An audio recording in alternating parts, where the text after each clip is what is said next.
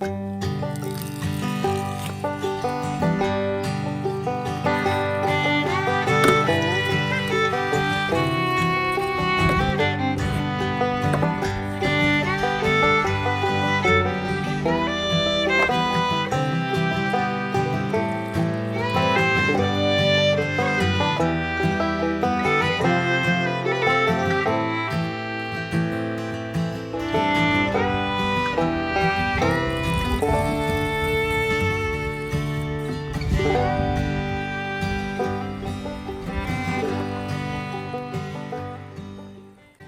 I made a pretty big whoopsie yesterday, and I'm still very upset with myself about it, which is hard because I feel like the circumstances out of your control, or if it's somebody else's screw up. Patty's behind you. Okay, hi Pat. Like you feel like it's easier to forgive and move on, but when you're the one who's screwed up, Can I help? just expect a lot of yourself. Yeah, just filling it up, fill it all the way to the top. Pat. In the bucket. Oh, it's almost. But it, Why the diamond tree? short being short, we no longer have Mommy, it's goats. at the top. Because if you've been following, we just got 2 baby meat goats that we're planning to raise for the winter. And yesterday, Annie had a bunch of appointments at Children's Hospital, which meant getting up and doing farm tours at between 4:30 and 5 in the morning. It's at the top. Okay. And I did my chores, and I forgot to plug the fence back in. I mean, you could try to make excuses. It was only like, we only had them like 3 days, and we hadn't had goats in several months. So I just wasn't in the habit of even having the fence on. And so, you know, I had to unplug it to do all my other chores because everything is inside the fence.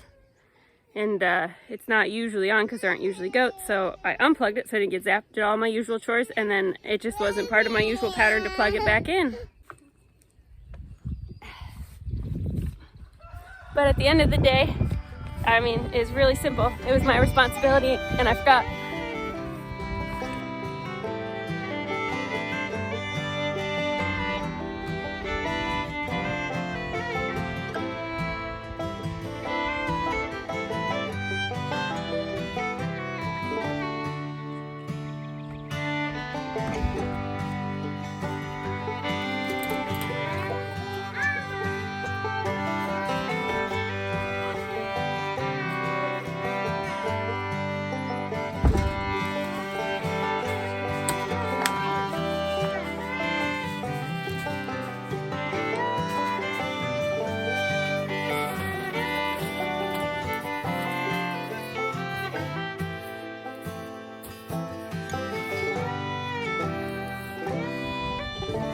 I'm not gonna lie, I forget stuff all the time, but it's not usually something so impactful.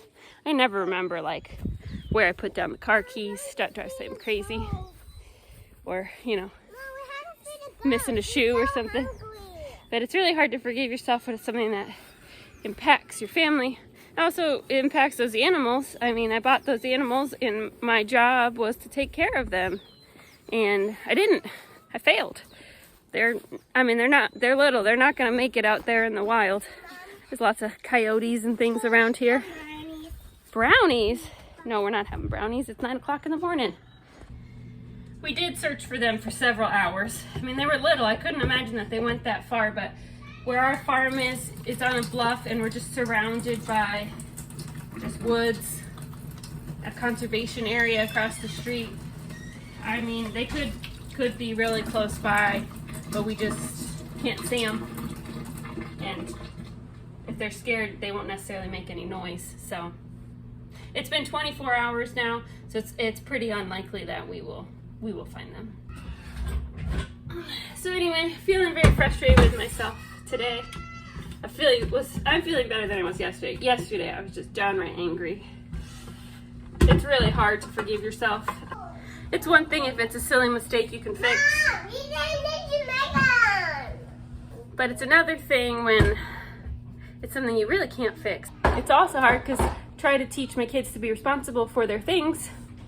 And then when mommy makes a big whoopsie, I'm not really setting a good example. And I know the way that you respond sets an example and la la la, but really should be responsible enough to remember to plug a fence back in. Like, but I can't undo what I did,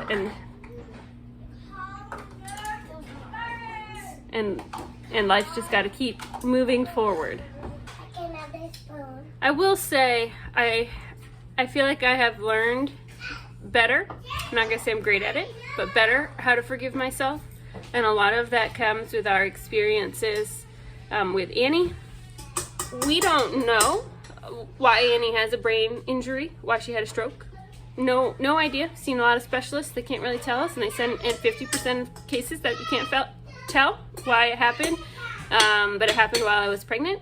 And to me, for a long time, that meant that I must have done something wrong. And I spent a lot of time like researching everything I could find about what they call neonatal stroke, and trying to decide, you know, was it this? Did I do that? What about that decision I made? Like, could that have influenced it?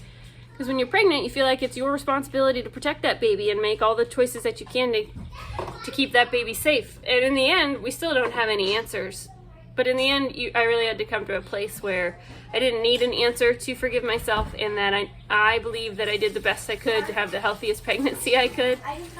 And even if in 10 years they come back and say, okay, this is what it was. It was, you know, this medication you took, or it was how you wore your seatbelt, or something, or whatever, is what did it, or what makes it happen. Like, that I did the best I could with the information I had, and that's okay. And then adding to that all is that life never stops when you're sad or when you're mad, which always, it seems weird at the time. That it just keeps moving on. The chaos of the house is going on in there. And even though I'd really just like to sit down and be upset with myself for a while, you know, there's still 6 little people that need all of me every day. We still have a lot to do. And learning to just say, okay, I made a mistake. I really wish I hadn't done that. But we just need to keep pushing forward because, you know, life moves on, and I can't sit here and mull in that angry or that mad. Had a little pity party last night, may have involved some ice cream. And then this morning I got up and, you know, put my big girl pants on. I'm still feeling a little upset, but it's not going to slow me down today. We're still going to get all our stuff done, and we're just going to keep pressing forward. And hopefully it's been a learning experience, because in this case, unlike with Annie, I know exactly what happened. And so what things can I do in the future to make sure that I don't do that again? I don't forget to plug the fence in. You know, is there a, you know, some sort of safeguard I can put in my system? I guess that's the best way to say it, to make sure I always go back and double check that fence, or some sort of alert or alarm that we could get that alerts when the fence isn't powered. I don't even know if that's possible, but, you know, just thinking out loud about some way to make sure that doesn't happen in the future, so that if we do eventually get more large animals again, that I don't make that same mistake. And if you're watching this for the first time, I do want to clarify that we've had lots of livestock before, and remembering to plug in the fence, you know, was just part of the daily routine. And when you're in that routine, you remember, you know. But we had been on a break from large livestock, just getting back into it, and I made a rookie mistake, even though I have lots of experience. And just goes to show you, it doesn't matter how many years you've been doing this or how much experience you have, and whatever you're doing, you can still do something stupid. And just learning to forgive yourself and moving on is probably the best thing you can do, because you can't sit in the past and say, oh gosh, I really wish I hadn't do that, and prevent that from letting you move forward. So I don't know if those words are encouragement today. That's just what's on my mind. And I also just wanted to let you know that unfortunately there are not many meat goats anymore, and that's really sad for us, and probably for you who enjoy watching the little baby goats. So thanks so much for watching, y'all, and we'll see you again soon.